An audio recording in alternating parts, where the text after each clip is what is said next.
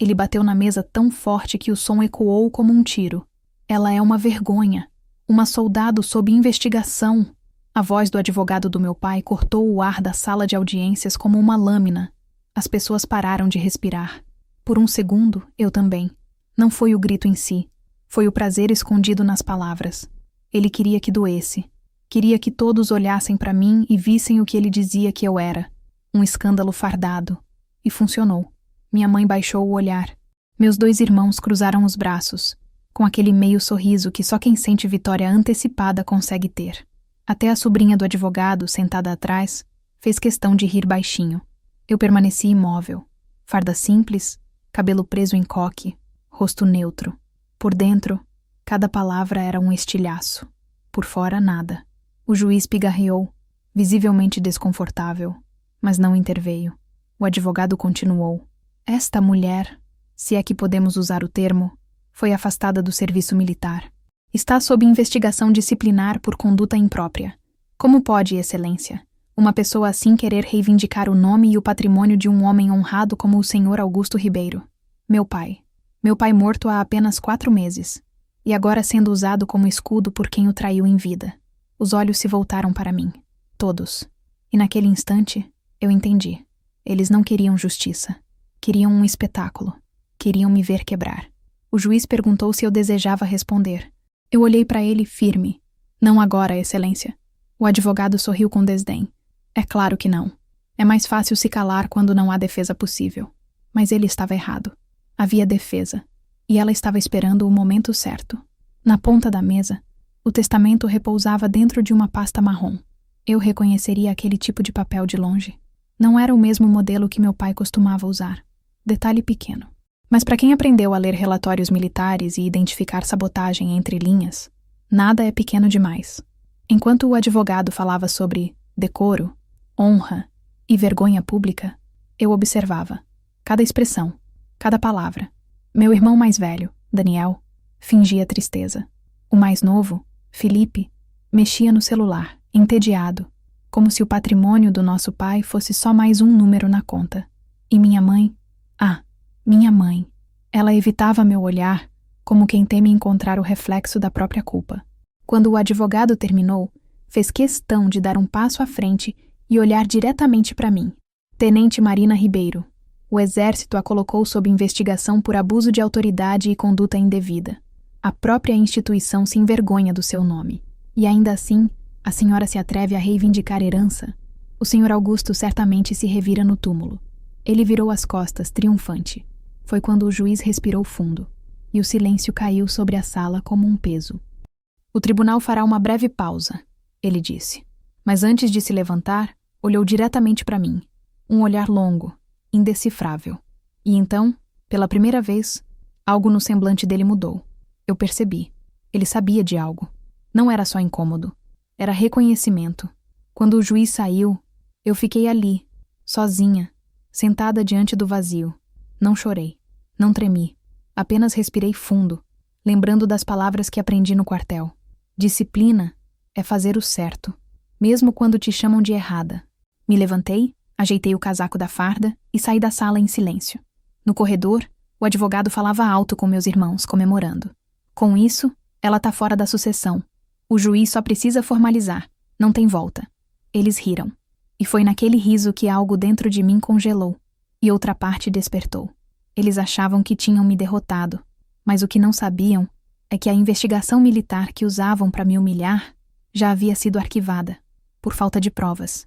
O relatório final estava comigo, e junto com ele, um documento ainda mais perigoso, uma cópia do testamento original do meu pai, assinada e registrada 3 semanas antes da data apresentada hoje. Eu saí do fórum sem olhar para trás. Do lado de fora, o vento frio de Brasília cortava o rosto como lâmina. Caminhei até o carro e sentei no banco, sem ligar o motor. Abri a pasta azul que carregava comigo desde o enterro. Lá dentro, entre relatórios e pastas carimbadas, estava a cópia do testamento. E no canto da folha, a assinatura verdadeira do meu pai. Diferente da que o advogado apresentou. A diferença era mínima, mas eu sabia. Meu pai fazia sempre a mesma curva na letra A de Augusto.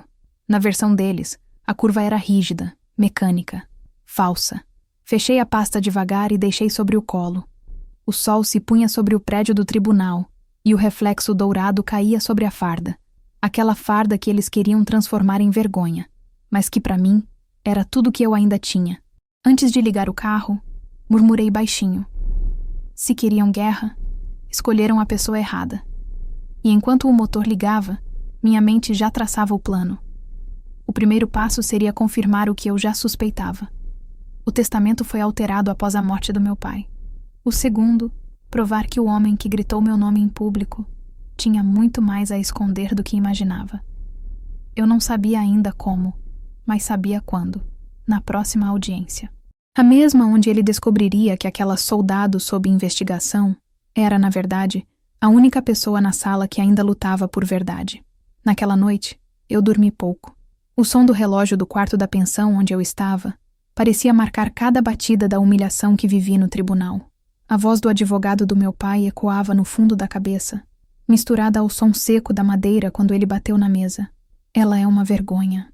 Eu já havia sido chamada de muitas coisas em 19 anos de serviço militar, mas nunca de vergonha. Fui chamada de dura, de fria, de obcecada por regras, de mulher difícil. Mas vergonha? Nunca. A palavra tinha um peso diferente, como se atravessasse a farda e atingisse o nome que carrego no peito desde o primeiro dia em que vesti o uniforme. O mesmo nome que estava na lápide do meu pai. Eu me levantei antes do amanhecer e sentei à mesa improvisada do quarto. Espalhei os papéis sobre o lençol amassado, relatórios de missão, memorandos, cópias de e-mails, anotações com caligrafia firme, e no centro, a pasta azul que eu carregava desde o enterro. Dentro dela, o verdadeiro testamento, a prova que ainda não podia mostrar. Toquei o brasão do exército impresso no canto de um dos documentos. E por um instante, voltei no tempo. Para o dia em que jurei defender a honra e a verdade, mesmo quando ninguém mais estivesse olhando. Minha história com a farda começou cedo, antes mesmo de entender o que era medo. Meu pai, civil, dizia que disciplina era o único caminho para sobreviver neste país. Eu acreditava. Fui criada entre cadernos milimetricamente organizados e horários inegociáveis. Aos 17 anos, entrei para a escola de sargentos, e aos 24, já chefiava um pequeno pelotão de logística. Nunca fui a mais simpática, nem a mais popular, mas era a mais eficiente. Eu acreditava que o respeito vinha do resultado, não do sorriso. E por um tempo, funcionou. Até a missão de Petrolina. Era 2019. O país vivia um momento tenso, e o comando designou um grupo para monitorar o transporte de equipamentos sensíveis entre unidades. Eu era responsável por supervisionar o registro e o deslocamento. A missão parecia simples, burocrática até, mas uma semana depois, parte do material sumiu. Uma auditoria foi aberta. Quando o relatório final saiu, a culpa caiu sobre mim. Negligência de supervisão. Essa foi a expressão usada. Eu soube que alguém precisava pagar para encerrar o caso rapidamente. E eu era a escolha mais conveniente. Mulher, disciplinada, mas sem padrinhos dentro da hierarquia. O inquérito foi instaurado. Fui afastada temporariamente, sem direito à farda, sem direito a dar instruções, sem direito a nada além de esperar. No início, achei que seria apenas mais uma verificação rotineira, mas a demora começou a corroer o pouco de fé que me restava. Durante meses, respondi perguntas frias, escrevi relatórios que ninguém lia e recebi olhares que diziam mais do que as palavras. Na corporação, a suspeita é pior do que a culpa. O uniforme pesa diferente quando todos acreditam que você o manchou. No meio dessa tempestade, meu pai adoeceu. Ele era um homem duro, teimoso, daqueles que acreditam que admitir fraqueza é abrir espaço para a derrota. Quando o diagnóstico veio, insuficiência cardíaca avançada, já era tarde. Eu tentei estar presente, mas o afastamento me consumia. As notícias vinham pelos meus irmãos, cada vez mais distantes e seletivas. O pai não quer te ver agora, diziam. Ele está cansado, Marina. É melhor esperar. Eu esperava. E enquanto esperava, eles o cercavam. Advogados, documentos, promessas de cuidar do que era dele para o seu bem. Quando ele morreu, eu não fui chamada para assinar nada, apenas para comparecer ao enterro. Naquele dia, lembro de minha mãe me olhar como se eu tivesse matado o marido dela. Ela não disse nada, Mas o silêncio dela me condenou mais do que qualquer relatório. Meus irmãos, engravatados e arrogantes, trocaram olhares satisfeitos. Um deles chegou a dizer, perto do caixão: "Pelo menos agora ela não vai ter mais onde se esconder atrás da farda." Eu não respondi. Apenas permaneci imóvel, observando a tampa do caixão descer e pensando no quanto a honra é frágil quando não há ninguém disposto a defendê-la. A investigação militar seguiu, arrastando-se por quase 2 anos, até que um capitão, novo na corregedoria, finalmente leu o processo do início ao fim. Ele percebeu o que eu sempre soube. Não havia provas, nem testemunha direta, nem documento que comprovasse negligência. Tudo se baseava em depoimentos vagos de 2 sargentos que, meses depois, pediram transferência e desapareceram. Quando o relatório final chegou às minhas mãos, uma tarde de fevereiro, eu o li sentada na varanda de um alojamento vazio. Caso arquivado, fatos não comprovados. Nenhum pedido de desculpas, nenhuma retratação, apenas a sentença fria de um sistema que erra em silêncio. Mas a família não quis ouvir. "Arquivado não é inocentada", disse meu irmão Daniel, quando tentei explicar. "Eles só desistiram de gastar tempo com você." Minha mãe, mais contida, apenas respondeu: "Seu pai ficaria triste com tudo isso." Eu deixei de tentar. E foi aí que aprendi o valor do silêncio. O mesmo silêncio que carreguei no tribunal quando me chamaram de vergonha.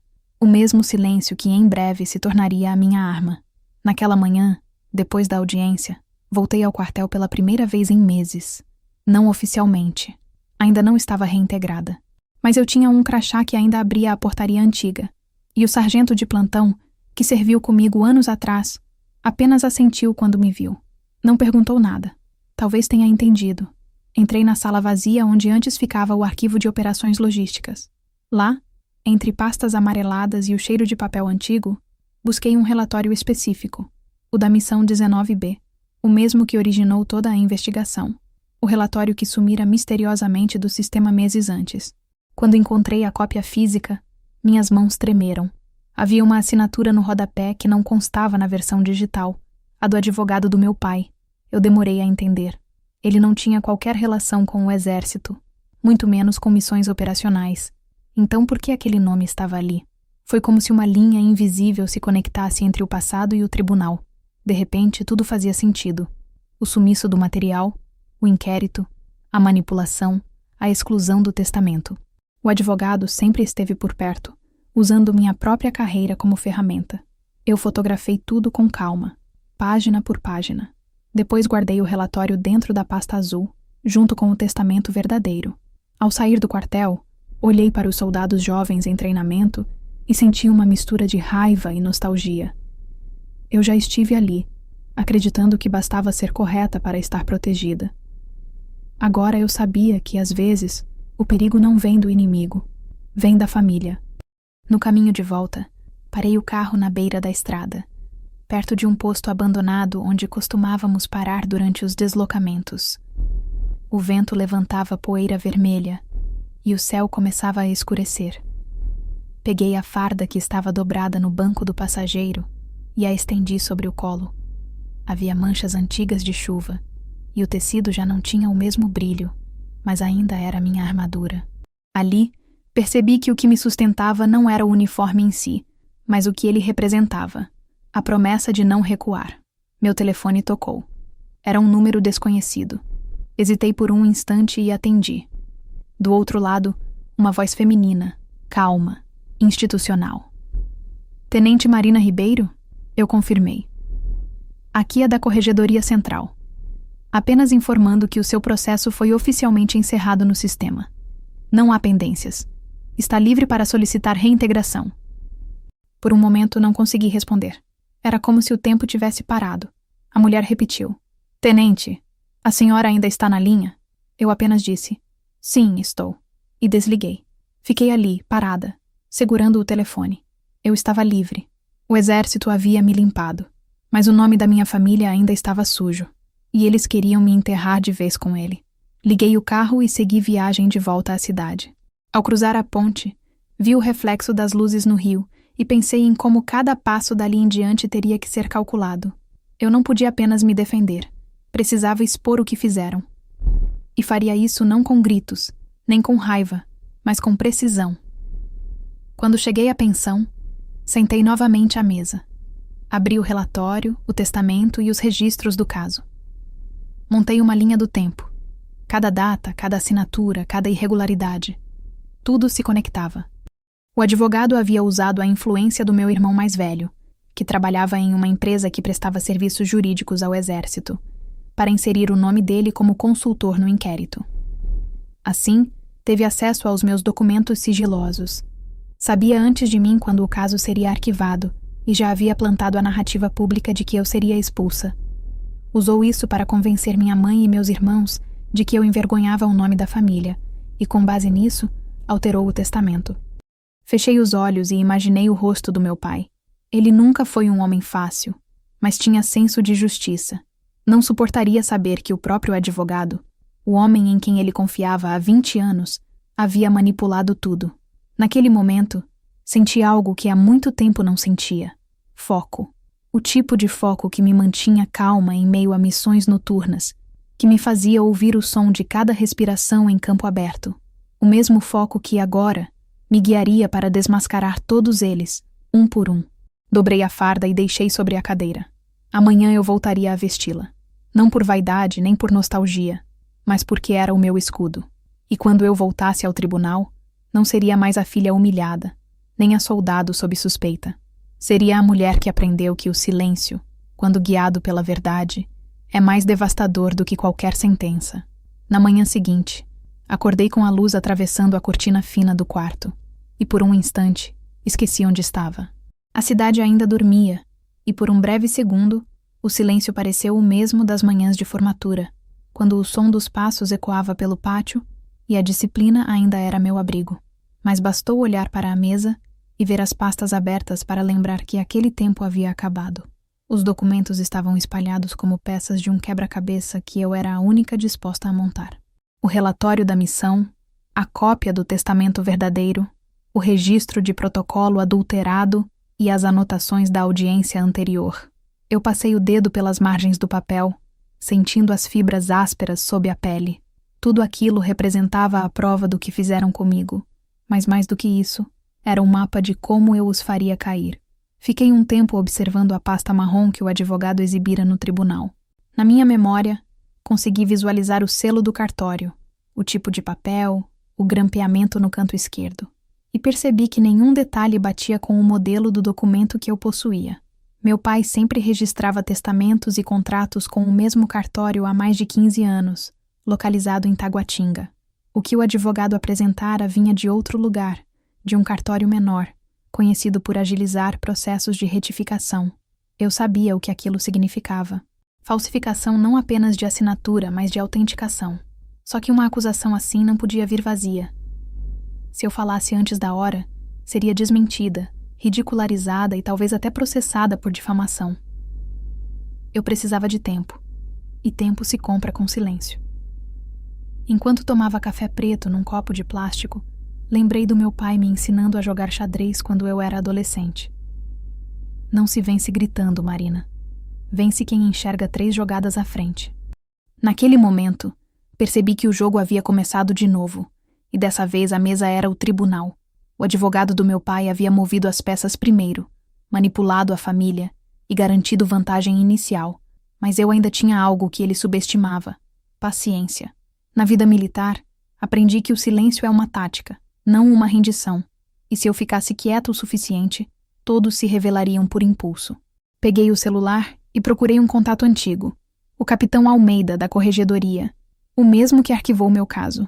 Mandei uma mensagem simples, objetiva, sem contexto emocional. Preciso confirmar se o advogado Edson Bittencourt teve acesso ao relatório da missão 19B. Algum registro? Ele respondeu horas depois. Te ligo mais tarde. O telefone tocou no fim da tarde. A voz dele era baixa, cuidadosa. Marina, oficialmente não posso comentar. Extraoficialmente, sim. O nome dele aparece como consultor civil jurídico. O estranho é que o cargo nunca foi autorizado. O coração acelerou.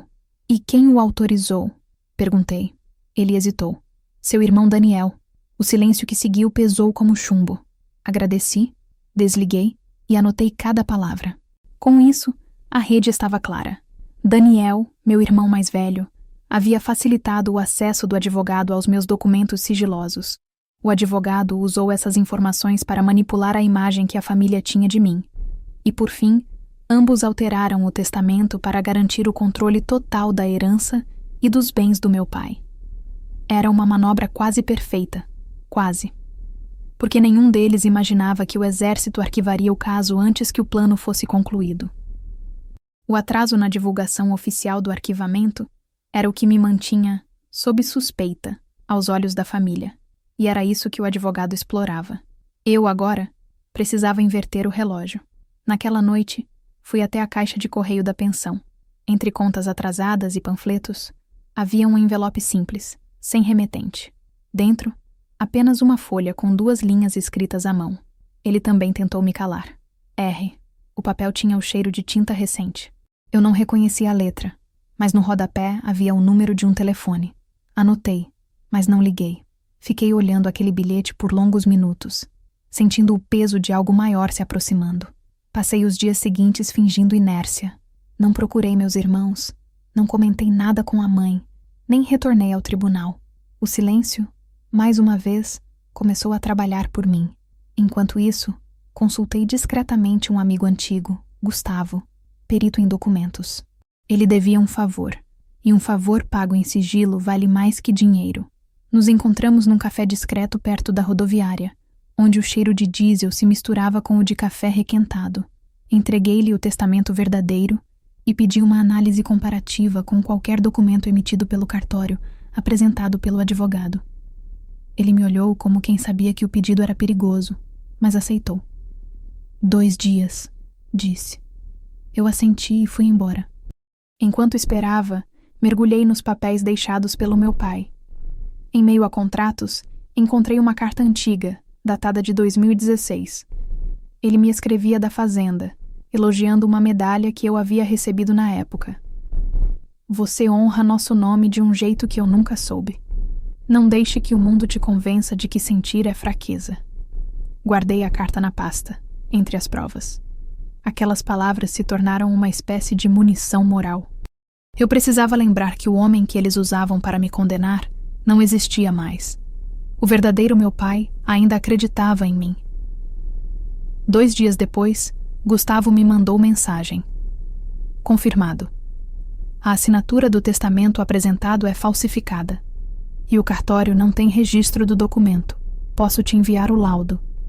Eu li e reli a mensagem 3 vezes antes de respirar. Não respondi de imediato. Apenas fechei os olhos e deixei o som da rua entrar pela janela. Aquilo era mais do que prova. Era a chave. Mas se eu entregasse cedo demais, o advogado poderia alegar erro administrativo e refazer tudo. Eu precisava que a revelação fosse pública, definitiva e impossível de contornar. E só havia um lugar para isso: o tribunal. Nos dias seguintes, comecei a preparar o que, na linguagem militar, chamamos de Operação Limpa. Ações calculadas, sem margem para improviso. Fui até o fórum em silêncio. Pedi cópia integral do processo de sucessão, alegando que precisava revisar informações para o advogado que ainda não existia. A funcionária do cartório judicial, simpática e desatenta, me entregou um envelope com os autos. Dentro, encontrei o documento adulterado anexado ao processo. Tirei fotos discretamente. No canto, vi algo que me fez parar. A assinatura de Edson Bittencourt como testemunha jurídica. Em testamentos verdadeiros, testemunhas são civis ou familiares. Nunca o próprio advogado executor. Aquilo era uma violação ética evidente. E mais do que isso, era o fio solto que eu precisava puxar. Voltei para casa e abri o laptop velho que eu usava desde o tempo de quartel. Comecei a digitar um relatório. Cada linha, cada data, cada nome. Estruturei o documento com a precisão de uma operação. O título no topo dizia: Análise de inconsistências jurídico-documentais no processo de sucessão Ribeiro. Era o tipo de linguagem formal que afastava curiosos e atraía autoridades. Ao final, anexei o laudo pericial, as fotos do processo e um resumo do histórico militar arquivado. Mas não enviei. Ainda não. À noite, recebi uma ligação da minha mãe. Ela raramente ligava. A voz dela estava embargada, como se cada palavra fosse uma batalha. Sua presença no tribunal está machucando seus irmãos, Marina. Eles só querem resolver as coisas. Eu perguntei. Resolver ou esconder? Houve um silêncio longo do outro lado. Depois ela disse. Seu pai confiava no Dr. Edson.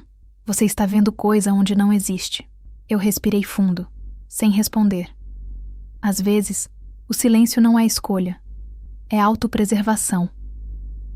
Quando ela desligou, percebi que a guerra havia ultrapassado a fronteira familiar. Eles já não queriam só me afastar, queriam me apagar. Passei a noite revisando os planos. Cada movimento tinha que ser calculado. O envio do relatório, a hora de apresentar a prova, o modo de expor sem perder o controle emocional. Aprendi cedo que a diferença entre vitória e destruição está no momento em que se aperta o gatilho, e eu ainda não estava pronta para atirar. Precisava entender quem era R, o autor do bilhete anônimo. No dia seguinte, fui até uma lan house e liguei para o número usando um telefone público. Uma voz masculina atendeu. Quem fala? Perguntei. Ele hesitou. Trabalhei para o Dr. Edson. Sei o que ele fez com o testamento. Só quero me livrar disso. O barulho de trânsito ao fundo abafava parte da fala, mas ouvi o suficiente. Ele mandou registrar um documento falso em nome de uma sobrinha. Cartório de Águas Claras. Se for lá, vai achar o carimbo. Antes que eu pudesse perguntar mais, a ligação caiu. Anotei tudo. O nome da cidade, o cartório, o carimbo. Fui até lá no dia seguinte. O atendente, sem imaginar o peso do que dizia, confirmou que um testamento havia sido registrado com nome idêntico ao do meu pai, mas com CPF diferente, e cancelado 3 dias depois da morte dele. Pedi cópia do termo de cancelamento e paguei em dinheiro. Guardei o papel no fundo da pasta e saí. O céu estava cinza, prestes a chover, e o ar cheirava a ferro. Voltei para o quarto da pensão e sentei à mesa. Espalhei tudo diante de mim. O laudo pericial, o registro cancelado, o relatório da missão, a carta do meu pai, o bilhete misterioso e a cópia verdadeira do testamento. O conjunto formava algo maior do que vingança. Era justiça, e estava completo. O silêncio que me acompanhara até ali não era mais fraqueza. Era estratégia. E ele estava prestes a acabar. Fechei as pastas, apaguei as luzes e sentei na cama. Pensei no juiz, na expressão dele quando me olhou durante a primeira audiência, e senti que talvez ele também tivesse dúvidas. Havia algo naquele olhar que não combinava com os demais. Talvez ele soubesse que o advogado não era tão limpo quanto aparentava. Talvez tivesse reconhecido meu nome em algum relatório antigo. Eu não podia contar com isso, mas podia usar a suspeita a meu favor. Enquanto a chuva batia na janela, peguei a farda dobrada na cadeira e a coloquei sobre o peito. O tecido ainda tinha o cheiro do quartel, misto de poeira e disciplina. Senti o peso das medalhas, o frio do metal contra a pele. Aquilo me lembrou quem eu era antes de tudo isso. Uma mulher que acreditava em códigos, que cumpria ordens, que lutava por verdade. Fechei os olhos e murmurei baixinho. A próxima jogada é minha. A segunda audiência foi marcada para uma quinta-feira chuvosa. Brasília sempre parece mais fria quando chove, e naquela manhã o céu tinha a cor do aço. Eu me levantei antes do amanhecer e sentei diante do espelho pequeno do quarto da pensão. O rosto refletido parecia o de outra mulher. Não a soldado sob investigação, não a filha rejeitada, mas alguém que aprendeu a sobreviver em silêncio. Coloquei o uniforme cuidadosamente, prendendo o cabelo em um coque firme. Não era vaidade, era ritual. Quando terminei, o som dos pingos no parapeito soava como um tambor distante. Peguei a pasta azul, verifiquei os documentos mais uma vez e saí. O fórum estava lotado, corredores cheios de gente com pressa e medo. O som dos passos ecoava no mármore, e cada voz parecia um lembrete de que ninguém entra em um tribunal para vencer, apenas para tentar sair menos ferido. Quando me chamaram, entrei na sala de audiências com o coração ritmado, sem pressa. O juiz ainda não havia chegado, mas o advogado Edson Bittencourt já estava lá, alinhando papéis na mesa como quem organiza um espetáculo. Ele usava o mesmo terno escuro da primeira vez e aquele sorriso treinado, de quem acredita que o mundo é um palco para sua própria voz. Meus irmãos estavam sentados atrás dele, conversando baixo. Minha mãe ao lado, olhar distante, mãos cruzadas no colo. Quando me viu, Edson franziu os lábios e fez um gesto teatral com a cabeça. Tenente Marina? Que surpresa. Veio fardada? Não acha que é inadequado? Eu olhei para ele com calma e respondi. É a roupa que uso quando preciso me lembrar de quem sou. Ele sorriu de canto, satisfeito por achar que me provocava. Eu sabia o que ele esperava. Um deslize, uma reação, um gesto que pudesse ser usado contra mim. Mas o que ele recebeu foi silêncio. O juiz entrou e todos se levantaram. A sessão começou com formalidades frias, a leitura do processo, as confirmações de presença. Então Edson pediu a palavra. O tom era o mesmo de sempre. Arrogante, teatral, cheio de pausas calculadas. Excelência, antes de avançarmos, é importante que esta corte reconheça o contexto da pessoa que reivindica parte da herança. Esta mulher, embora apresente-se fardada, é alvo de investigação militar. O próprio exército considerou sua conduta imprópria para o serviço. Estamos diante de alguém que manchou o nome do pai. Eu podia ouvir minha mãe suspirar, os murmúrios discretos entre os familiares, o ranger das cadeiras. Ele falava e cada palavra era um golpe cuidadosamente medido. Quando terminou, virou-se para mim, teatral, e disse: Não há vergonha em admitir erros, tenente. A senhora poderia poupar a todos de um espetáculo desnecessário. O juiz ajeitou os óculos e perguntou se eu gostaria de responder. Eu apenas disse: Quando for o momento certo, Excelência. O advogado insistiu. Veja, até mesmo aqui ela tenta se esconder atrás de um silêncio estratégico. A verdade é que esta mulher foi afastada por negligência. O relatório está anexado. Ele levantou uma folha, agitando-a como uma bandeira. Eu reconheci o documento. Era o relatório adulterado, aquele que levava sua própria assinatura como consultor jurídico. Naquele instante, algo em mim acendeu. Posso ver o documento, Excelência? Perguntei. O juiz assentiu e o papel me foi entregue. Analisei calmamente, linha por linha, até chegar à assinatura. Interessante, murmurei e devolvi. Algo a declarar? Perguntou o juiz. Ainda não, respondi. O advogado riu alto. O som ecoou pela sala. A senhora sempre foi assim, tenente? Incapaz de assumir a própria culpa? Meu irmão Daniel levantou-se e sussurrou algo ao ouvido dele, provavelmente orientando-o a encerrar a provocação. Mas Edson não sabia parar. O poder, quando não é real, precisa ser exibido. Ele se virou novamente para o juiz. Excelência, peço que seja registrada a postura evasiva da parte. Claramente esta mulher usa o fardo do luto para manipular a lembrança do pai. O senhor Augusto me confiou seus bens porque sabia que ela era um risco. A frase cortou o ar.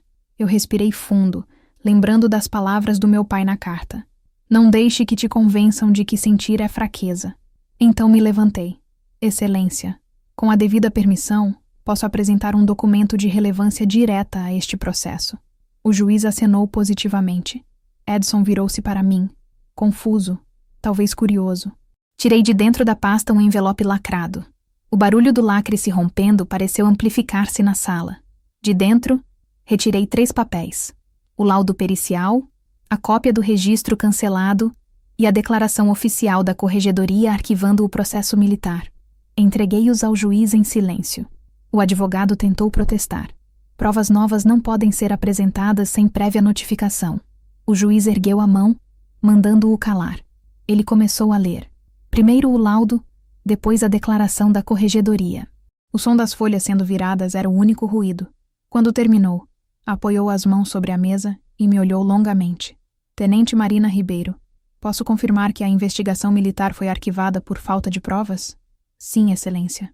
E posso provar que o documento apresentado por este homem contém falsificação de assinatura e selo notarial. A cor sumiu do rosto de Edson.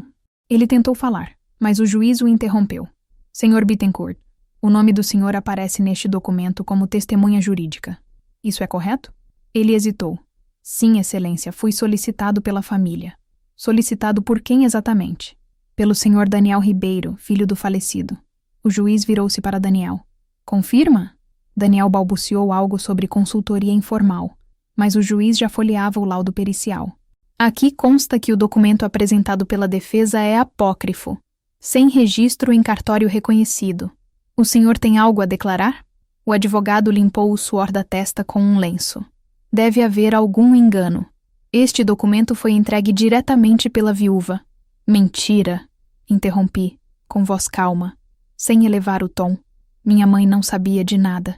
E eu posso provar que o cartório de Águas Claras recebeu uma solicitação de registro em nome falso, 3 dias após a morte do meu pai. Tenho a cópia do cancelamento. Entreguei o papel e o juiz o analisou. Depois, lentamente, ergueu o olhar. A sala ficou silenciosa. Eu podia ouvir o som da chuva batendo no vidro. Então o juiz falou, voz firme. Esta corte interrompe a sessão por 15 minutos. Sr. Bittencourt, acompanhe o oficial até a sala anexa. O advogado tentou argumentar, mas o juiz apenas repetiu. Agora. Ele foi conduzido para fora, murmurando algo inaudível. Meus irmãos olharam uns para os outros, pálidos. Minha mãe me observava com um misto de medo e incredulidade. Eu me sentei e esperei. Não havia mais nada a dizer. Quando o juiz voltou, trazia outro semblante. Colocou o documento falso sobre a mesa e anunciou. O tribunal determinou a verificação imediata da autenticidade do testamento. Até nova deliberação. Todos os bens do espólio ficam bloqueados. Além disso, será aberta a investigação sobre possível falsificação documental e conluio entre a defesa e herdeiros. As palavras pairaram no ar como uma sentença. Daniel abaixou a cabeça. Felipe levantou-se abruptamente e saiu. Minha mãe chorava em silêncio. Edson Bittencourt não retornou à sala. O juiz continuou. Tenente Marina, a senhora será convocada a depor novamente assim que a perícia concluir a análise. Até lá, mantenha-se à disposição da justiça. Eu apenas assenti. Ao final da sessão, quando todos se levantaram, o juiz se aproximou de mim discretamente e disse em voz baixa. A senhora foi subestimada, tenente, mas ainda não acabou. Tenha cuidado. Saí do tribunal com a chuva fina caindo sobre o rosto. O ar frio parecia diferente, mais leve, como se a cidade tivesse mudado de cor. Parei no degrau da escadaria e olhei para o alto. As nuvens se moviam lentas, pesadas, mas havia luz por trás delas. Peguei o celular e vi uma mensagem desconhecida. Você começou bem, mas ele não joga sozinho. O número era o mesmo do bilhete assinado com R. Entrei no carro e fiquei em silêncio por alguns minutos, observando as gotas de chuva escorrendo pelo vidro. O som do motor parecia distante. Eu sabia que ainda não havia vencido. Apenas quebrado a primeira peça. O inimigo agora estava acuado, e um homem acuado é mais perigoso do que um poderoso. Edson Bittencourt tinha contatos, influência e talvez até proteção dentro do próprio sistema. Mas o que ele não tinha era verdade. E verdade, quando chega, não pede licença. Dirigi sem destino por um tempo até parar em frente à antiga casa do meu pai. As janelas estavam fechadas, o portão enferrujado. Lembrei das tardes em que ele me esperava voltar das missões, das vezes em que ele dizia que não suportava ver gente mentindo com tanta elegância. Prefiro o erro honesto à farsa bem vestida, ele dizia. Toquei o portão com a ponta dos dedos e senti o frio do ferro. Era como tocar a memória dele, firme, silenciosa e inquebrável. Voltei à pensão tarde da noite. Tirei a farda com cuidado, dobrei e deixei sobre a cadeira. Sentei na cama e fiquei olhando para o teto, ouvindo o som distante do trânsito. Naquele momento, percebi que a humilhação havia mudado de lado. Eu não precisei levantar a voz. Não precisei defender minha honra com discursos. Bastou mostrar a verdade e deixar que ela falasse por si. Mas algo dentro de mim ainda pulsava. Um pressentimento de que aquilo não terminaria apenas nos tribunais. Havia mais por vir, e eu estava pronta. Depois da audiência, os dias passaram com a lentidão peculiar de quem vive esperando um desfecho. Eu acordava cedo, ainda com a rotina militar cravada no corpo, mas não tinha onde me apresentar. As horas pareciam longas demais, e o silêncio do quarto da pensão se tornava um companheiro incômodo. O fórum havia determinado o bloqueio dos bens e a abertura da investigação contra o advogado Edson Bittencourt, mas eu sabia que ele não ficaria parado. Gente como ele não aceita perder, apenas recua para atacar melhor. Era preciso agir, antes que ele reescrevesse a história outra vez. Passei a revisar cada documento que tinha. cada e-mail, cada lembrança. As provas que apresentei na audiência eram apenas a ponta visível de algo muito mais profundo. Aquele relatório adulterado da missão de Petrolina era o elo entre o advogado, meu irmão Daniel, e uma série de movimentações financeiras que começaram justamente quando meu pai adoeceu. Eu precisava seguir esse rastro. Peguei o notebook antigo, sentei na mesa estreita e comecei a organizar tudo como faria com um plano de operação. Dividi as pastas por data e nome. Missão 19B, testamento, cartório, Transações Ribeiro S.A. O nome da empresa me soou amargo. Era a firma de importação que meu pai havia fundado nos anos 90 e que meus irmãos assumiram quando ele ficou doente. Quanto mais eu lia, mais percebia que a doença do meu pai havia sido o início de um cerco. As assinaturas em contratos começaram a mudar a partir daquele período. As transferências de contas antigas foram direcionadas a um banco específico, o mesmo onde o advogado Edson mantinha conta empresarial. Eu não era perita financeira, mas havia aprendido o suficiente sobre rastros administrativos no exército para entender o padrão. Dinheiro sempre deixa pegadas, mesmo quando disfarçado de honorários.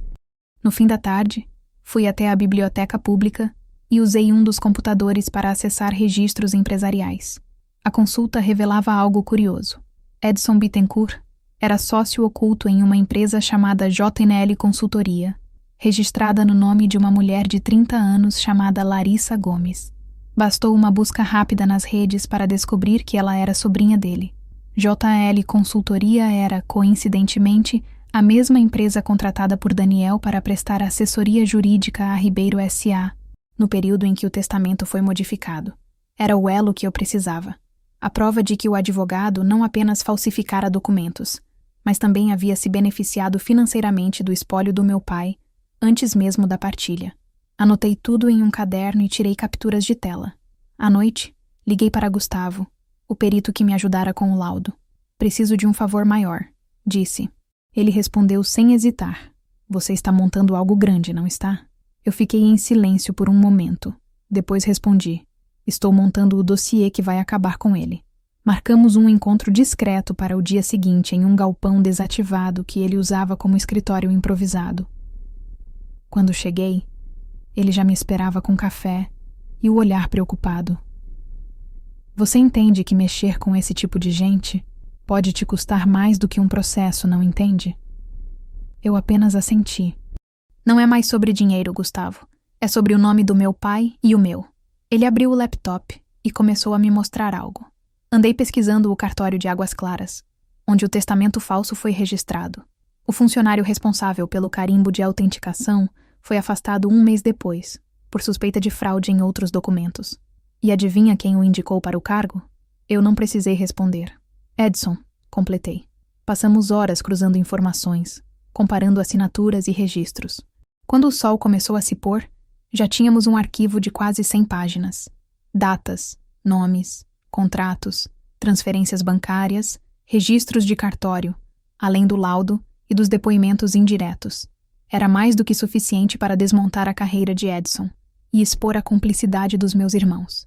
Gustavo gravou tudo em um pendrive e me entregou. Guarde bem, isso vale mais que uma farda. Peguei o objeto e o fechei dentro de um envelope. Nos dias seguintes, comecei a redigir o relatório final, aquele que eu entregaria ao juiz. Chamei o documento de Dossiê Ribeiro. As primeiras páginas eram frias e técnicas, como um relatório militar. A partir da 10ª, porém, a linguagem mudava. Eu explicava o contexto emocional, a manipulação familiar, o uso indevido da minha investigação militar como arma de destruição pública. Escrevi sem raiva, mas com precisão. Cada palavra tinha o peso de uma bala. Enquanto isso, as mensagens de número desconhecido continuavam chegando. Eles sabem que você tem algo. Pare enquanto pode. Não confie em ninguém do fórum. Todas vinham do mesmo número que assinava como R. Não respondi, mas comecei a desconfiar de que aquela pessoa, seja quem fosse, estava próxima demais dos fatos. No 6º dia, porém, chegou uma nova mensagem. Ele vai tentar se antecipar. Vai publicar sua investigação na imprensa como difamação. A frase era seca, e eu entendi o recado.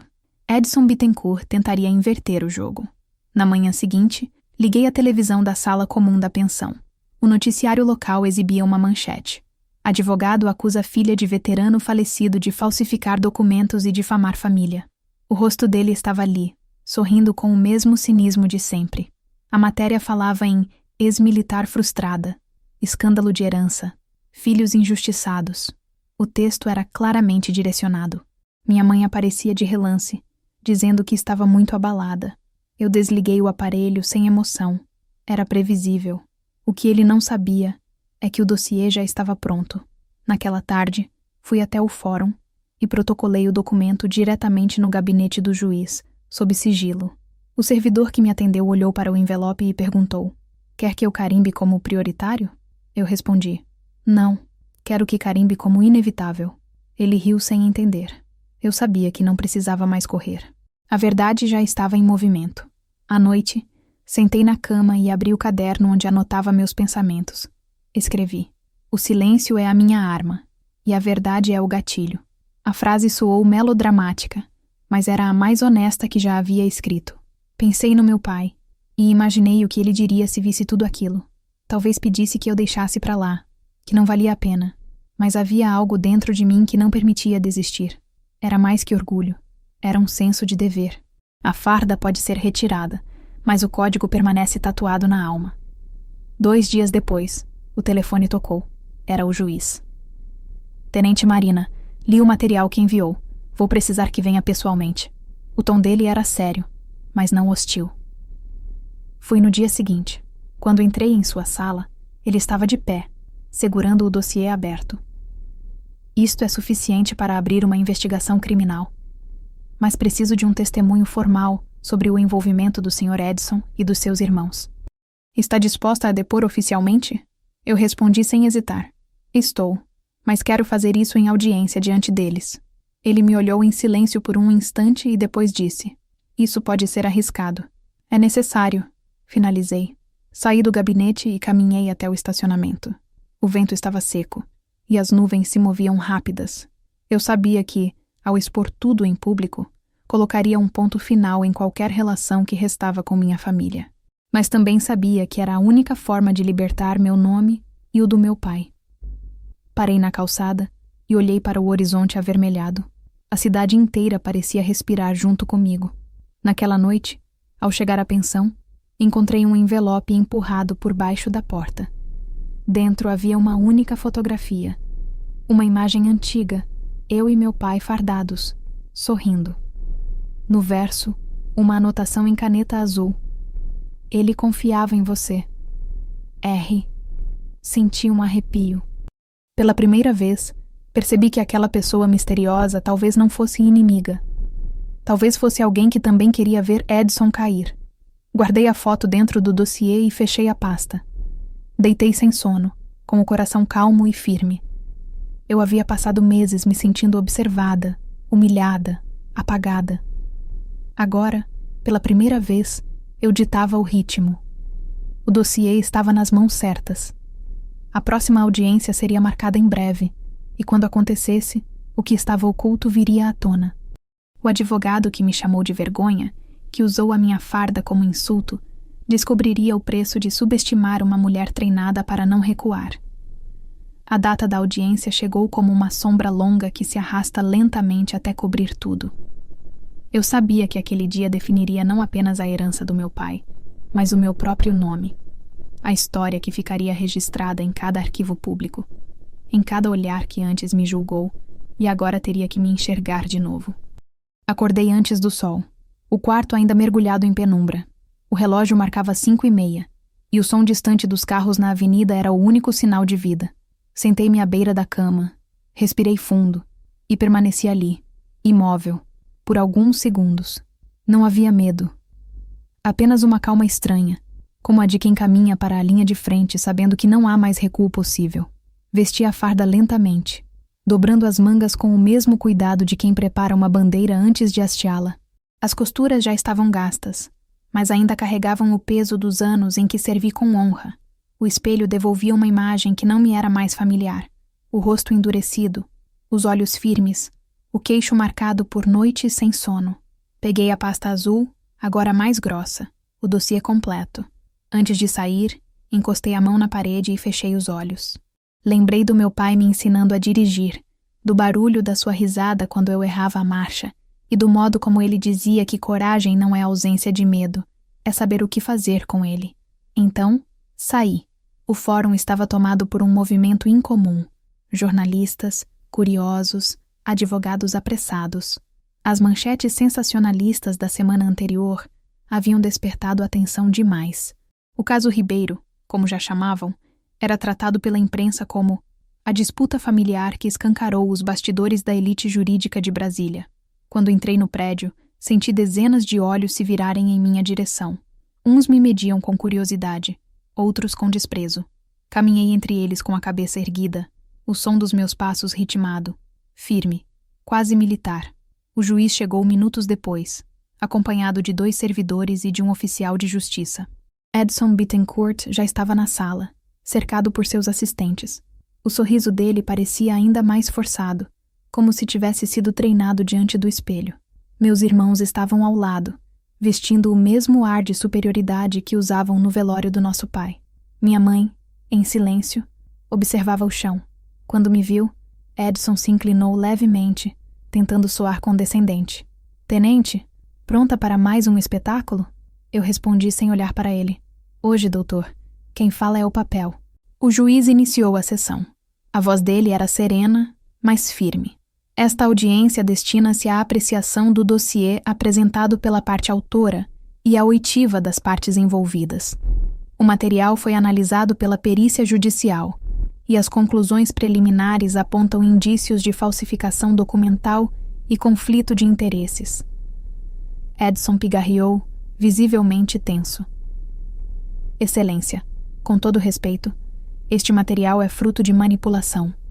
Uma ex-militar frustrada, movida por vingança, fabricou documentos para difamar um profissional de carreira.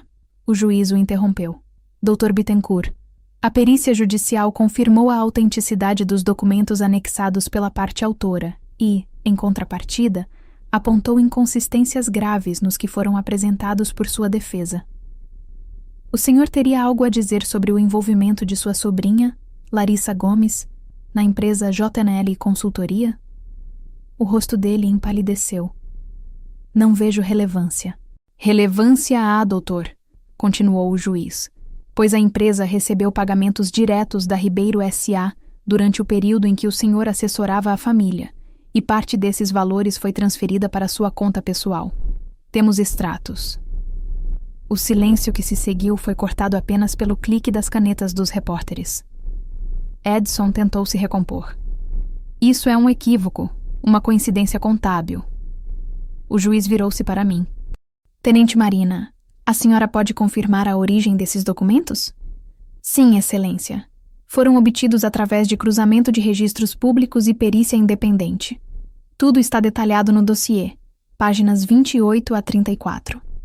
A formalidade da minha voz soava quase fria, mas era exatamente isso que eu queria.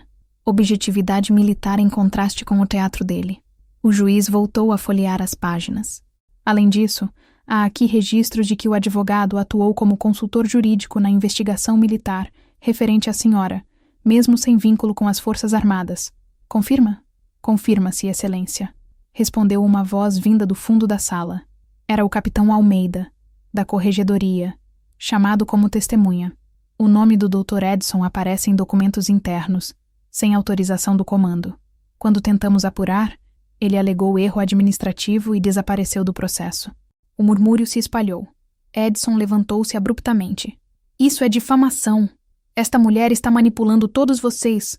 O pai dela me confiou sua vontade, e é essa vontade que estou defendendo. O juiz o encarou com severidade. Defendendo ou explorando, doutor? A tensão era palpável. Meus irmãos trocavam olhares de pânico, e minha mãe, pálida, parecia prestes a desmaiar. Eu, porém, sentia uma estranha serenidade. Depois de meses sendo acusada, observada e humilhada, finalmente a verdade estava sendo dita, e eu não precisei levantar a voz para isso. O juiz pediu que eu me aproximasse. Tenente, há mais algo que queira acrescentar antes de encerrarmos a instrução? Eu me levantei, caminhei até a mesa e entreguei outro envelope lacrado. Sim, excelência. Dentro há uma carta original escrita por meu pai 3 semanas antes de falecer, reconhecida pelo cartório de Taguatinga e autenticada por um militar reformado que serviu com ele. O juiz abriu o envelope e começou a ler. A sala permaneceu em silêncio absoluto. Quando terminou, seus olhos estavam marejados. Senhoras e senhores, este documento substitui qualquer dúvida sobre a vontade do falecido. Ele declara expressamente que sua filha, Tenente Marina Ribeiro, é beneficiária legítima de metade de seus bens e solicita que o restante seja dividido igualmente entre os outros herdeiros. O testamento apresentado anteriormente é, portanto, inválido. O advogado tentou intervir mais uma vez, mas o juiz levantou-se, voz firme. Basta. Esta audiência será encaminhada ao Ministério Público para a abertura de investigação criminal por falsificação e apropriação indevida. O senhor Dr. Edson está oficialmente afastado do caso. Ele retirou a toga e deixou-a sobre a cadeira, um gesto que calou até os repórteres.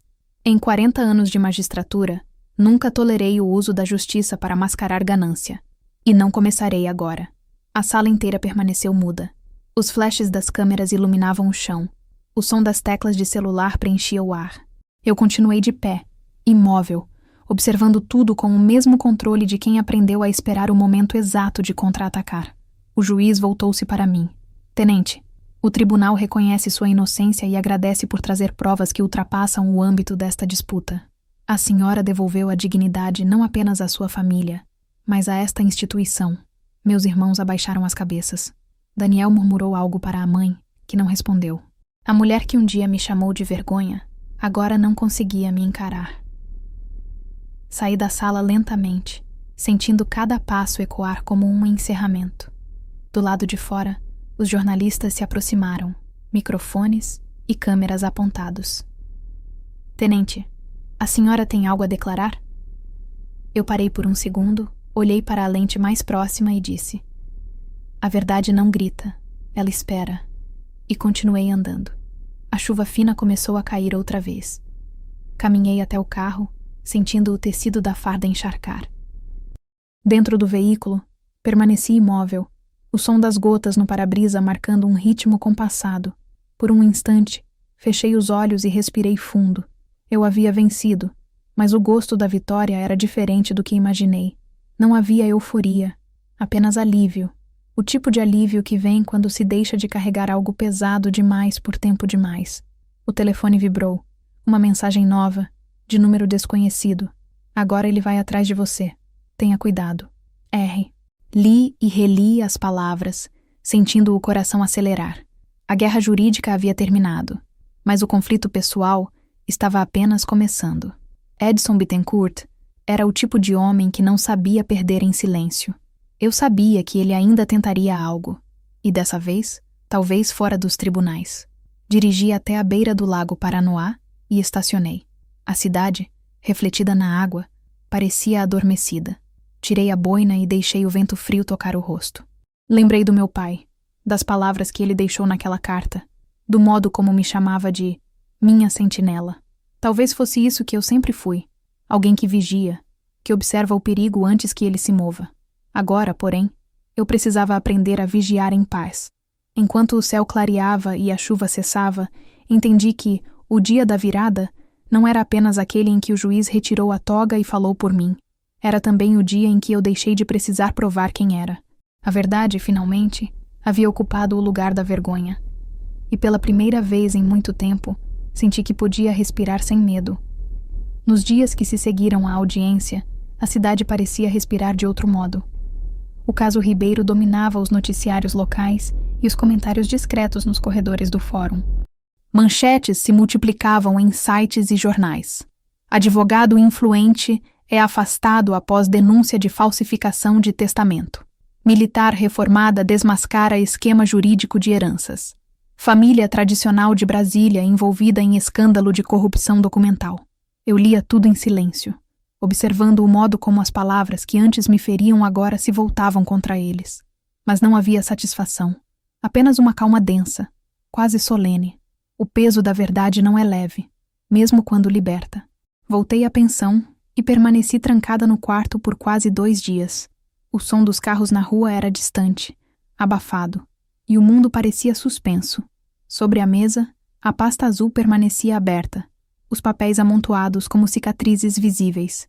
Eu devia sentir alívio, talvez até orgulho, mas o que me consumia era uma inquietação que não sabia nomear. Algo no olhar do juiz, no tom com que ele retirou a toga e declarou minha inocência, me perseguia. Era como se ele soubesse mais do que deixou transparecer. As palavras que dissera ao final: "A senhora foi subestimada, tenente, mas ainda não acabou. Tenha cuidado", ecoavam como um aviso velado. Na manhã do terceiro dia, recebi um envelope sem remetente. Dentro, uma cópia impressa da sentença e, junto dela, uma pequena nota escrita à mão. Há verdades que o tribunal não leu. Procure o nome de quem assinou o primeiro testamento. Nenhuma assinatura, apenas a mesma caligrafia do bilhete que eu recebera semanas antes, o tal R. Senti o coração acelerar. Peguei a lupa que usava para examinar assinaturas e observei a letra do cartório. R. Oliveira, tabelião substituto. O mesmo nome. Dirigi até o endereço indicado no carimbo do documento. Um cartório modesto em Águas Claras, escondido entre lojas e prédios antigos. Entrei fingindo naturalidade, dizendo que precisava verificar um registro antigo. O atendente, jovem e distraído, pediu o número do documento e foi até o arquivo. Enquanto esperava, observei a parede forrada de quadros com retratos de antigos funcionários. Em um deles, reconheci o rosto de um homem de meia idade, cabelos grisalhos, olhar firme. Abaixo do retrato, uma placa dourada: Roberto Oliveira, tabelião substituto, 2009-2021. O nome era o mesmo da assinatura. O atendente voltou com uma pasta amarelada e pousou sobre o balcão. Folheei com cuidado. Havia carimbos, datas, registros e, entre eles, um recibo datado de 3 dias após a morte do meu pai, confirmando o cancelamento do testamento falso. No campo responsável pela solicitação de cancelamento, o nome R. Oliveira aparecia novamente, mas abaixo dele, um detalhe chamou minha atenção. Uma rubrica discreta com as iniciais AC. Pedi para tirar uma cópia. O atendente hesitou, mas diante da minha farda, não questionou. Saí do cartório e sentei no carro, observando o documento. Aquela rubrica parecia familiar, mas não consegui identificar de imediato. No fim da tarde, decidi ir ao fórum. O juiz havia solicitado que eu permanecesse à disposição, e talvez fosse a oportunidade de tirar a dúvida que me corroía. Quando cheguei, o gabinete estava vazio, exceto por uma secretária que me informou que ele havia saído para uma reunião externa. Pedi permissão para deixar uma cópia do documento em sua mesa. Enquanto preenchia o protocolo, notei uma foto emoldurada na parede. O juiz, mais jovem, sorrindo ao lado de um homem que eu conhecia bem. O mesmo sorriso contido, a mesma postura. Era meu pai. A legenda dizia: Formatura da Turma de Direito Militar, 1983. Senti o chão se mover sob os pés. Meu pai e o juiz haviam estudado juntos. Não apenas se conheciam, mas tinham uma história. De repente, tudo fez sentido. O olhar dele na primeira audiência, o modo como hesitou antes de me julgar, a forma como falou do meu pai com respeito. Aquilo não era apenas empatia judicial, era memória. Peguei o celular e procurei o nome completo do juiz. Antônio César Duarte. As iniciais: AC. O mesmo AC que aparecia no recibo de cancelamento do testamento. Dirigi até o lago, o mesmo onde estive na noite da sentença. O vento frio trazia o cheiro de terra molhada, e o som da água batendo contra o cais parecia ritmar meus pensamentos. Se o juiz havia participado do cancelamento do testamento falso, isso significava que ele soubera de tudo antes mesmo da audiência. Talvez tenha mantido silêncio para evitar um escândalo maior. Talvez esperasse que eu mesma trouxesse as provas para legitimar a anulação. Seja como for, ele estava envolvido. E mais do que isso, ele devia algo ao meu pai. Nos dias seguintes, as peças começaram a se encaixar. Descobri, através de antigos registros públicos, que o juiz Duarte e meu pai haviam servido juntos como consultores jurídicos durante a década de 80, em missões administrativas no interior do país. Mais do que colegas, eram amigos próximos. Segundo uma reportagem antiga que encontrei, meu pai havia defendido Duarte de uma acusação falsa de suborno militar. Sem o testemunho do meu pai, o então jovem advogado teria sido expulso do serviço público. Ele devia sua carreira àquele depoimento. E agora, décadas depois, havia devolvido o favor, anulando silenciosamente o documento que tentava apagar o nome do homem que um dia o salvou. A revelação me atingiu de forma contraditória. Parte de mim sentia gratidão, outra parte desconforto. A justiça que me absolveu não foi apenas fria e imparcial. Teve traços de lealdade pessoal. E, de algum modo, isso diminuía o brilho da vitória. Fiquei horas andando pelo quarto, tentando entender se deveria confrontá-lo ou fingir que não sabia. No fundo, eu temia o que mais essa verdade poderia trazer. Naquela noite, o telefone tocou. Era um número restrito que eu já aprendera a reconhecer. Atendi sem falar nada. Do outro lado, a voz calma e rouca. Você encontrou o que procurava, não foi? Era ele, o juiz Duarte. O senhor sabia o tempo todo, respondi. Sabia o suficiente, disse ele. Mas às vezes a verdade precisa de quem a carrega com coragem.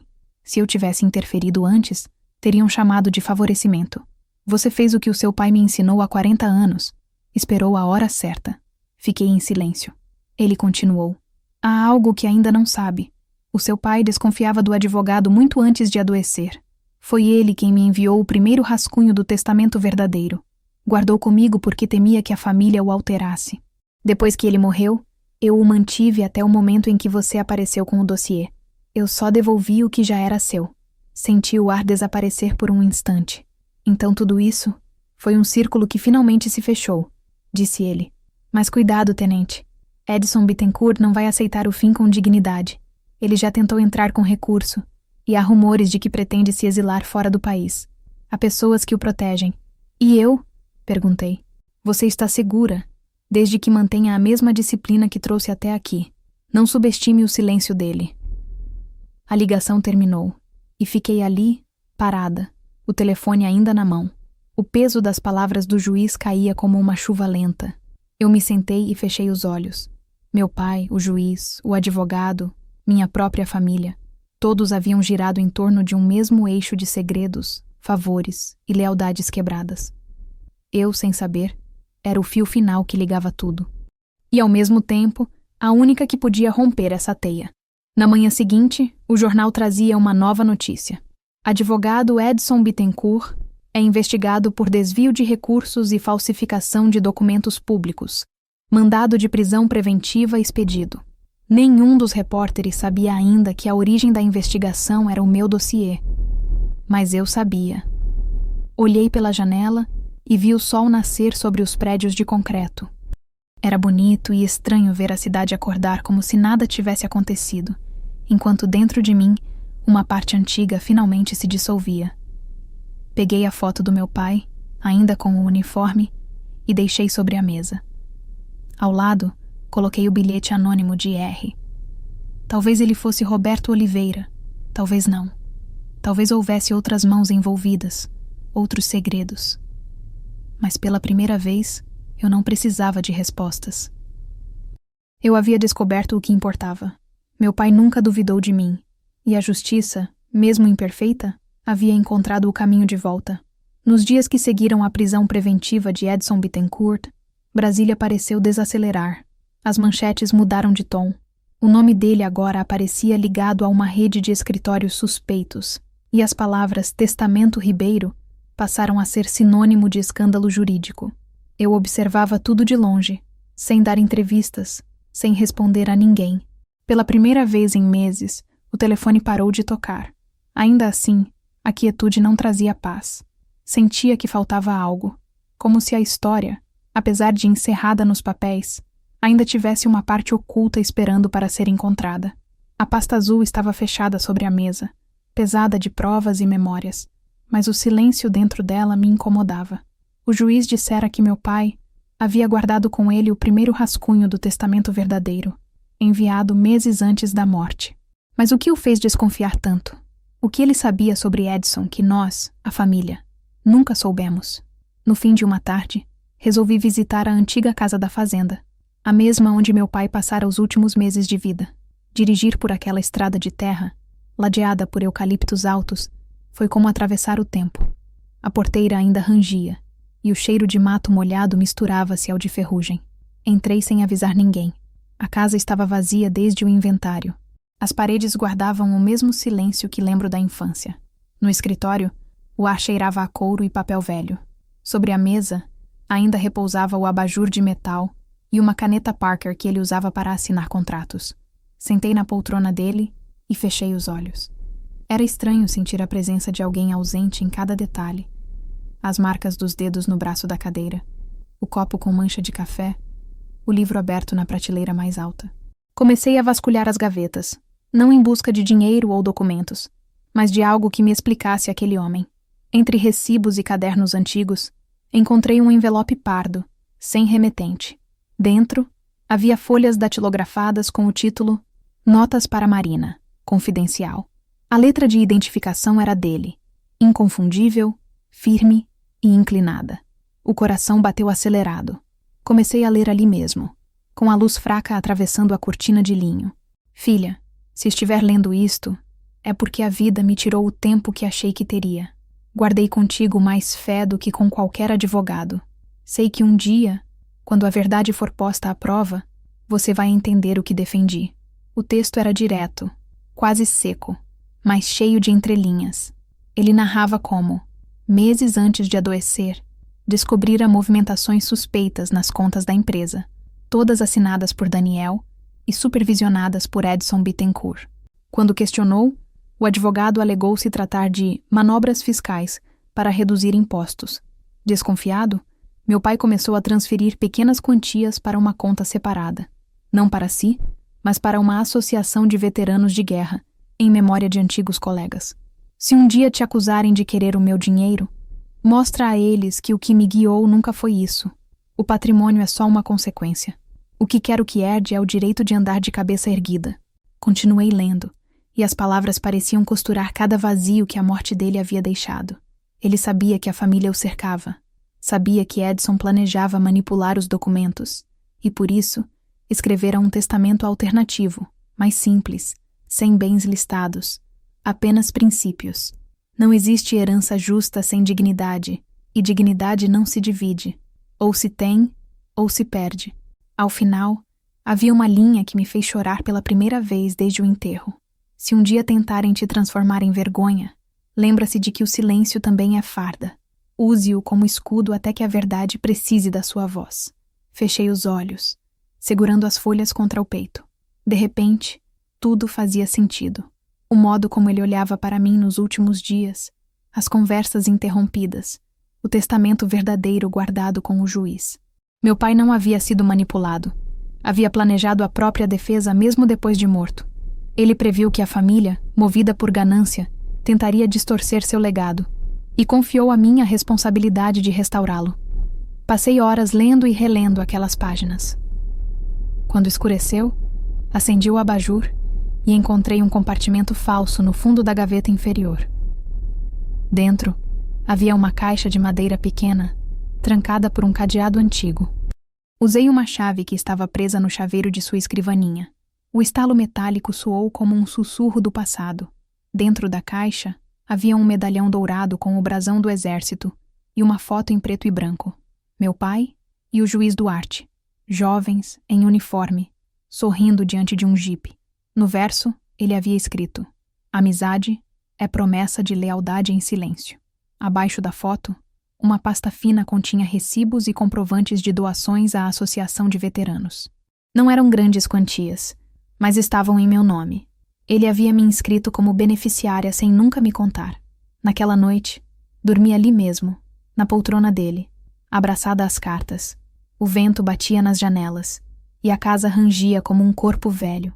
Sonhei com a infância, com o som do apito dele chamando para dentro, com o cheiro de café às 4 da manhã antes de ir para a cidade. Quando acordei, a luz do amanhecer entrava pela fresta da janela. Fui até o quintal e vi o velho galpão onde ele guardava ferramentas. Entrei e o cheiro de graxa misturado à madeira me fez sorrir. Em uma das prateleiras, encontrei uma caixa metálica de munição, vazia. Dentro, apenas um bilhete curto. Se um dia duvidar de quem é, leia as ordens que já cumpriu.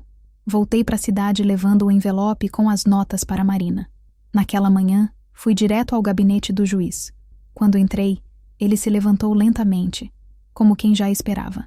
Coloquei as folhas sobre a mesa. Ele escreveu isso para mim, disse. Duarte passou os olhos pelo texto e um sorriso discreto surgiu. Eu sabia que um dia encontraria. Ele me pediu que não interferisse, que deixasse você descobrir por si. Disse que só então entenderia o que é servir. Eu fiquei em silêncio, olhando para as mãos dele segurando as páginas com cuidado. Ele confiava mais em você do que em mim, confessei. O juiz negou com a cabeça. Não. Ele confiava na mulher que você se tornaria. Saí dali com uma sensação estranha de leveza. A verdade sobre meu pai não estava apenas nas provas que destruíram o advogado, mas no modo como ele preparou tudo para que eu chegasse até ali sozinha. A herança dele era disciplina, inteligência e uma fé silenciosa na justiça. Caminhei pela rua com um envelope nas mãos e percebi que já não precisava carregar a pasta azul. As provas haviam cumprido o propósito. O resto era memória. Nos dias seguintes, comecei a organizar os bens restantes da herança. Não por ambição, mas por encerramento. Dividi o que cabia aos meus irmãos conforme a carta deixada por ele, e deixei claro que não aceitaria contato. Eles não protestaram. Daniel me enviou uma mensagem curta. Você venceu. Espero que esteja satisfeita. Li e apaguei sem responder. A vitória não tinha sabor de triunfo, mas de silêncio justo. Com o dinheiro que recebi, decidi restaurar a pequena casa da fazenda e transformá-la em sede da associação de veteranos que meu pai apoiava. Passei semanas supervisionando a reforma. O cheiro de tinta nova misturava-se ao de lembranças antigas.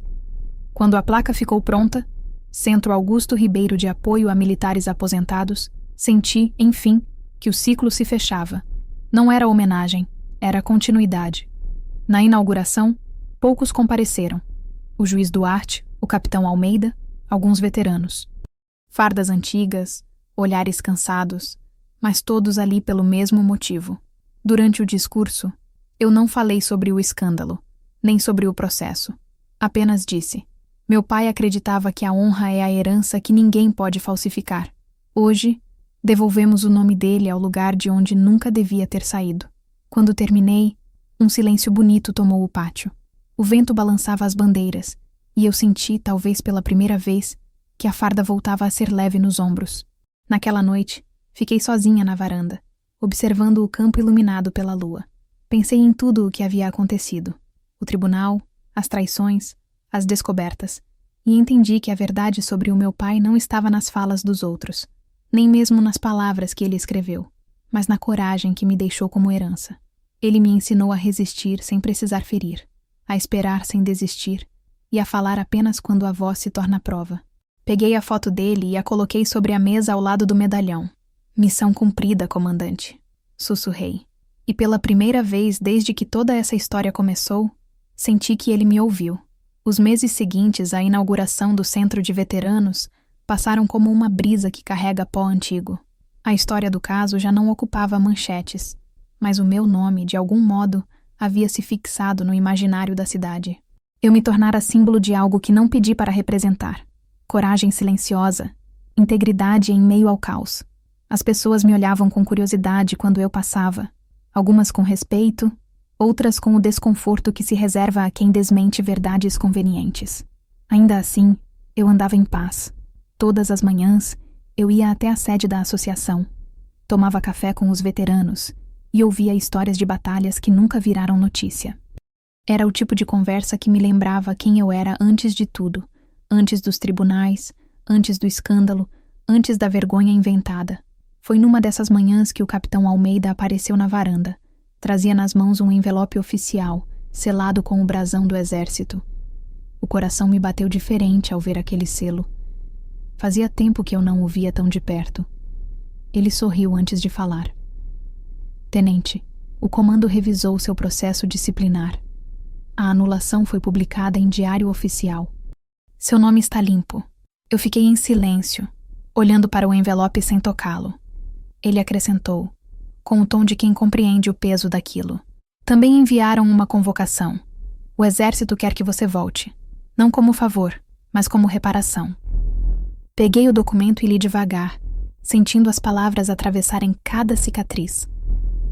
O texto era burocrático, frio, mas por trás dele havia algo maior: a restituição da farda, do direito de usá-la sem que pesasse como culpa. Por um instante, lembrei da primeira vez que vesti o uniforme, aos 19 anos, e de como meu pai chorou baixinho, fingindo que era alergia ao pó da garagem. Agora, décadas depois, eu segurava o mesmo símbolo, não como fardo, mas como resposta. Passei a noite acordada, caminhando pelo quintal da fazenda, pensando se deveria aceitar. Eu tinha construído uma nova vida, um novo propósito. Voltar poderia parecer um retrocesso, mas no fundo, sabia que não se tratava de voltar ao mesmo lugar. Era sobre ocupar o lugar que me foi negado por uma mentira. Não por vaidade, mas por dever. 2 dias depois, me apresentei no quartel-general do Exército em Brasília. O portão de ferro, as bandeiras hasteadas, o som distante das formaturas. Tudo parecia igual, mas eu não era mais a mesma. Entrei devagar, cumprimentando o sentinela, e entreguei a carta de reintegração. Ele me olhou com surpresa, talvez por reconhecer o nome. Seja bem-vinda de volta, Tenente Ribeiro. Aquilo soou estranho e bonito ao mesmo tempo. Caminhei pelo pátio sentindo o chão sob as botas, firme, ritmado. Cada passo era uma reconciliação com o passado. Fui recebida pelo coronel responsável pelo setor administrativo, um homem discreto, de olhar atento. Li o seu processo, tenente. Poucos teriam suportado o que a senhora suportou e ainda voltariam. Respondi que não se tratava de suportar, mas de não permitir que a mentira tivesse a última palavra. Ele assentiu. O comando deseja que a senhora trabalhe na corregedoria, na revisão de processos internos. Acreditamos que ninguém melhor que alguém que foi injustiçada para identificar injustiças. Aceitei sem pensar. Nos meses seguintes, mergulhei em pilhas de relatórios, testemunhos e sindicâncias. O trabalho era técnico, exaustivo, mas de uma estranha beleza. Cada documento reavaliado, cada soldado reabilitado, era como se eu apagasse um pouco da sombra que um dia lançaram sobre mim. Comecei a perceber que a minha volta não era só pessoal, era parte de algo maior. O exército também precisava se olhar no espelho e reconhecer suas falhas. Certa tarde, enquanto revisava um processo antigo, encontrei um nome que me fez parar. Soldado Paulo Henrique Ribeiro, meu sobrinho, o filho de Daniel. Ele havia se alistado 1 ano antes e fora punido por insubordinação leve. O parecer disciplinar, no entanto, parecia inflado, cheio de adjetivos moralistas. Pedi autorização para revisar o caso. A ficha mostrava um jovem de 20 anos, bom desempenho físico, mas descrito como arrogante e emocionalmente instável. Li os depoimentos e percebi que o conflito havia começado quando ele defendeu outro soldado acusado injustamente. Senti um arrepio. Era o mesmo sangue, a mesma teimosia, a mesma recusa em se calar diante do que é errado. Chamei o coronel e recomendei o cancelamento da punição. Esse garoto não é problema. Só ainda não aprendeu que coragem precisa de forma. Ele concordou e assinou o despacho. Alguns dias depois, Paulo apareceu na minha sala, fardado, postura ereta, mas visivelmente nervoso. A senhora pediu para me ver, tenente? Assenti. Soube que você é meu sobrinho. Ele gaguejou um sim, surpreso. Não vim para pedir nada, senhora. Só para agradecer. Eu o encarei por um instante. Não me agradeça. Aprenda a honrar o nome que quase deixaram morrer. Seu avô lutou mais pelo silêncio do que pela glória. Que o senhor aprenda a fazer o mesmo. Ele assentiu, firme, e saiu. Quando a porta se fechou, percebi que, de alguma forma, o ciclo familiar havia começado a se reescrever. As semanas se transformaram em meses. Voltei a acordar às 5, a correr no pátio, a sentir o cheiro do café do rancho. Aos poucos, o uniforme voltou a se moldar ao corpo como uma segunda pele. E, curiosamente, quanto mais o tempo passava, menos eu pensava em vingança. A dor, que antes me alimentava, agora dava lugar a um tipo de serenidade que eu não conhecia. Não era esquecimento, era compreensão. A vergonha que um dia me jogaram agora pesava nas costas dos que me julgaram. Eu não precisei humilhar ninguém, apenas existir com dignidade.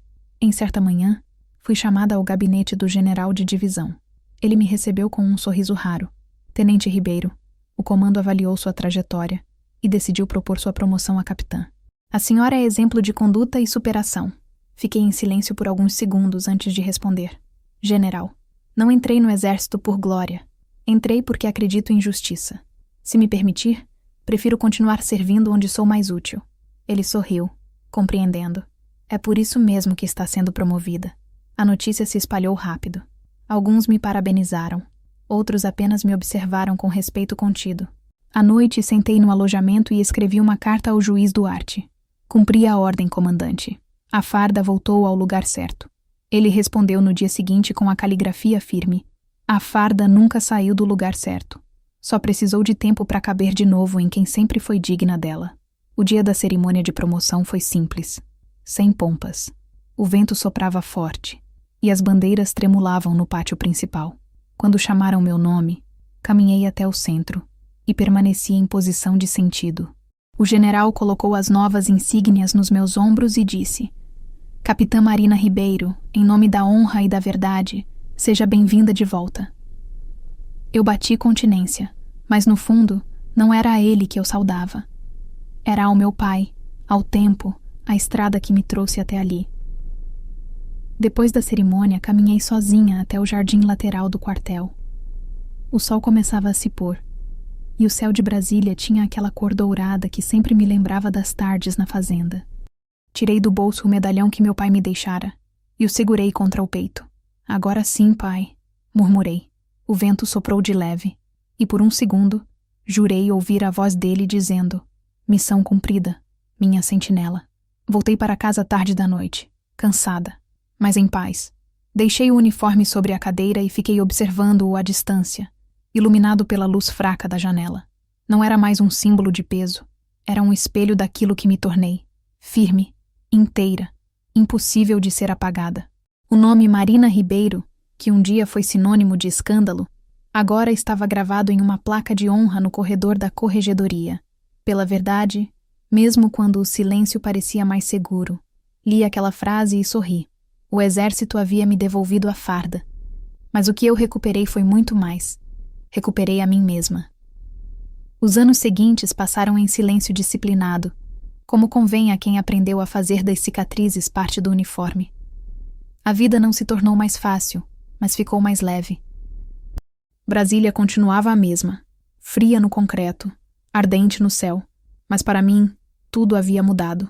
Eu já não olhava para as pessoas buscando reconhecimento. Aprendi a olhar para o horizonte procurando apenas direção. O Centro Augusto Ribeiro cresceu. Recebia agora dezenas de veteranos de todo o país, homens e mulheres que carregavam as marcas invisíveis de guerras sem glória. Ali, entre histórias de perdas e superação, encontrei um tipo de fraternidade que não depende de sangue. Era uma extensão do lar que perdi e reconstruí. Todas as sextas-feiras, eu visitava o lugar. As paredes cheiravam a tinta nova e lembranças antigas. O som das conversas misturava-se ao rádio, tocando marchas antigas. E eu sempre via alguém rindo alto. Riso de gente que aprendeu a sobreviver com pouco. Um dia, enquanto revisava papéis, uma senhora de cabelos brancos se aproximou. Capitã, posso falar com a senhora? Assenti. Ela segurava uma foto amarelada. O retrato de um homem jovem, fardado. Meu marido serviu com seu pai. Ele dizia que o Major Ribeiro era o tipo de homem que enfrentava a tempestade e ainda achava tempo para ajudar quem estava perdido. Ele falava que, quando o Major sorria, parecia que a gente podia acreditar no amanhã. Eu segurei a foto com cuidado e respondi. Ele nunca mudou. Só ficou mais silencioso com o tempo. Ela sorriu e apertou minha mão. Agora entendo de onde vem a força. Aquela conversa me acompanhou pelo resto do dia. Pensei em como o nome do meu pai, que um dia quase foi destruído, agora ecoava em lembranças boas, em vozes simples. O legado dele não estava no testamento, nem nas propriedades, mas na forma como tocava vidas. E, de repente, percebi que o que eu havia construído não era só uma reabilitação, era continuidade. Ele havia me ensinado sem palavras que a verdadeira herança é aquilo que sobrevive à injustiça. Com o tempo, passei a dar palestras para jovens recrutas sobre ética e responsabilidade. Não eram discursos grandiosos. Eu falava de silêncio, de paciência, de como às vezes a coragem não é atacar, mas esperar. Dizia a eles: Um soldado sem disciplina é apenas um corpo armado. Um soldado sem verdade é apenas uma sombra fardada. Eu via nos rostos deles a mesma mistura de idealismo e medo que um dia tive. Era estranho ser o exemplo que nunca imaginei ser. O juiz Duarte aposentou-se no início do outono. Antes de deixar o cargo, me enviou uma carta escrita à mão. Dizia: há um tipo de justiça que não cabe em tribunais. A senhora a exerceu em silêncio, com uma farda invisível. Guarde-a. O mundo precisa de gente que saiba quando falar e quando apenas permanecer de pé. Li aquelas palavras mais de uma vez e guardei a carta na mesma pasta onde mantinha as anotações do meu pai. Às vezes penso que o juiz viu em mim a filha que nunca teve, ou talvez apenas reconheceu em mim o reflexo de um velho amigo. Daniel e Felipe nunca mais me procuraram. Soube, por terceiros, que venderam as partes deles da herança e se mudaram para o sul. Não senti raiva nem alívio, apenas um tipo de distância que já não dói. Aprendi que perdão não é esquecer, é deixar de carregar o peso de quem não quer mudar. Um dia, encontrei Paulo, meu sobrinho, já sargento. Ele me cumprimentou com um sorriso tímido e disse que pretendia seguir carreira. Quero fazer algo que o vô teria orgulho. Eu apenas respondi: então sirva com verdade, o resto vem. Certa tarde, depois do expediente, voltei à fazenda. O sol descia atrás dos eucaliptos, tingindo o campo de dourado. A casa estava tranquila, a varanda cheia de plantas novas. Caminhei até o velho escritório, agora transformado em memorial. No centro da sala, a mesa do meu pai permanecia intocada, como se ele ainda fosse entrar a qualquer momento. Toquei o tampo de madeira e senti a textura fria. Sobre ela, o medalhão do exército refletia a luz do entardecer. Ao lado, uma foto minha com o uniforme atual. Era simbólico. O pai e a filha, 2 tempos de uma mesma missão. Sentei-me na poltrona dele, como fazia nos dias em que precisava pensar. Olhei pela janela e vi o campo se dissolvendo na penumbra. As palavras dele voltaram à mente. Disciplina é fazer o certo mesmo quando te chamam de errada. Talvez tenha sido isso que guiou toda a minha história. Desde o tribunal, onde fui humilhada, até o dia em que voltei ao quartel. O mundo me chamou de errada, e ainda assim eu fiz o certo. E agora, naquele silêncio sereno, percebia o quanto valeu a pena. A brisa trouxe o cheiro de terra e café, o mesmo de quando eu era menina. Fechei os olhos e deixei a lembrança vir. O som dos passos dele no corredor, o apito chamando para o jantar, o toque firme da mão sobre o ombro quando me dizia para não desistir. Era como se o tempo tivesse dado uma volta completa. A dor que me destruiu um dia agora me servia de mapa. Eu entendi, enfim, que o legado que ele me deixou não era uma herança para guardar, mas uma missão para continuar. Na manhã seguinte, escrevi uma carta curta e deixei sobre a mesa do memorial. Pai, o que começou com vergonha terminou com honra. O nome Ribeiro está limpo, e a farda, de volta ao lugar certo. Missão cumprida. M. Fechei a porta e caminhei até o pátio, onde o vento balançava a bandeira da associação. Senti um nó na garganta, mas não de tristeza. Era uma espécie de gratidão silenciosa por ter sobrevivido àquilo tudo sem me tornar igual aos que me feriram. Voltei para Brasília alguns dias depois. No escritório da corregedoria, um jovem tenente me trouxe uma pilha de processos para revisar. Ele parecia nervoso. Capitã, não sei se dou conta. É muita responsabilidade. Eu sorri e respondi. Se está com medo, é sinal de que leva a sério. O medo é o lembrete de que a verdade importa. Ele assentiu, aliviado. Ao vê-lo sair, pensei em quantos rostos novos ainda passariam por aquelas portas e quantas vezes a história se repetiria sob formas diferentes. Era inevitável, mas também era por isso que eu estava ali, para ser o obstáculo entre a mentira e a justiça. À noite, sentei na varanda do alojamento. A lua refletia no teto metálico dos carros estacionados, e o som distante de uma corneta ecoava pelo pátio. Era o toque de recolher, familiar, constante, quase maternal. Fechei os olhos e deixei o som preencher o peito. Pensei em quantos anos se passaram desde o dia em que o advogado gritou meu nome em público, me chamando de vergonha. Quantas vezes aquele grito me perseguiu em sonhos. E agora, ironicamente, o silêncio que se seguiu era o que me definia. Eu não precisava provar mais nada. A verdade já tinha feito o seu trabalho. No final daquele ano, recebi um convite para falar em um evento sobre ética e liderança feminina nas Forças Armadas. Fiquei em dúvida se deveria aceitar. Nunca me vi como símbolo, apenas como sobrevivente. Mas aceitei. Subi ao palco com um uniforme impecável e o cabelo preso em coque, como sempre. O auditório estava lotado. Comecei dizendo: não há glória em vencer mentiras. Há apenas justiça. E justiça não se faz com raiva, mas com calma. Contei minha história sem teatralidade, sem rancor. Quando terminei, o público ficou em silêncio por longos segundos antes de aplaudir.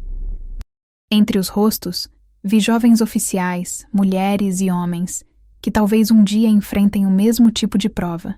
Ali, percebi que o legado não é o que deixamos quando partimos, mas o que inspiramos enquanto ainda estamos aqui. Depois do evento, uma cadete se aproximou. Tinha uns 20 anos, olhar firme. Capitã, quando me disseram que a senhora foi acusada injustamente e ainda assim voltou a servir, achei que fosse lenda, mas agora vejo que é possível. Eu sorri. Nada disso é lenda, cadete. Só exige paciência e verdade. Ela me abraçou rapidamente e foi embora. Fiquei ali parada, observando as bandeiras ao vento. Naquela noite, ao chegar em casa, retirei o uniforme e o pendurei na cadeira. O tecido ainda carregava o cheiro do dia, misto de poeira e café. Olhei para ele e entendi que, mais do que roupa, a farda era uma segunda pele, a lembrança constante de que honra não se empresta, se sustenta. Peguei o medalhão do meu pai e o coloquei sobre a mesa. A luz fraca da lâmpada refletia o brilho dourado. Toquei-o com a ponta dos dedos e, quase sem perceber, sussurrei: legado não é o que herdamos, é o que sustentamos. Fechei os olhos e deixei o silêncio preencher tudo. A história que começou com humilhação terminava ali, em serenidade. Nenhum aplauso, nenhuma manchete, nenhum espetáculo. Apenas o som distante da cidade adormecendo e o peso leve da farda repousando em paz.